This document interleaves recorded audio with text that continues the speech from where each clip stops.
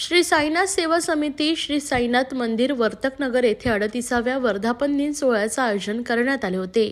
हा विशेष सोहळा शनिवार दिनांक 23 नोव्हेंबर ते 25 नोव्हेंबर या कालावधीत साजरा करण्यात आला।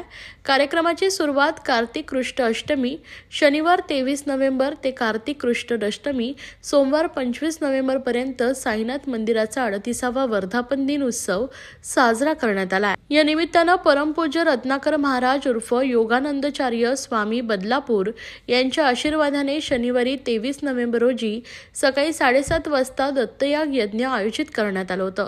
तर सकाळी 7:30 पासूनच प्रसाद लाडू वाटप करण्यात आले। त्यासाठी 15 टन लाडू बनवण्यात आले होते। तर सोमवार 25 नोव्हेंबर रोजी यज्ञ समाप्ती पूर्णाहुती दुपारी 1 वाजता संपन्न झाली।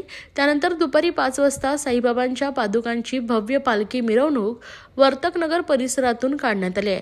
या मिरवणुकीत संपूर्ण महाराष्ट्रातील सर्व पारंपरिक कला प्रकार, त्यात लेझिम, नाशिक ढोल, लाठीकाठी, दांडपट्टा, विविध रथ, आदिवासी, तारपाधारी नृत्य, वारकरी, ढोल ताशे तसेच भाविक भक्त मोठ्या संख्येने सहभागी झाले होते।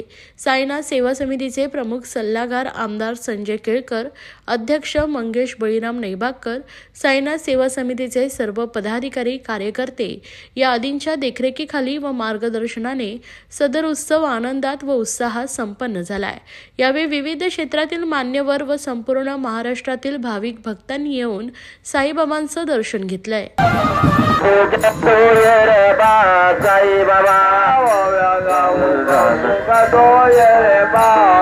Baba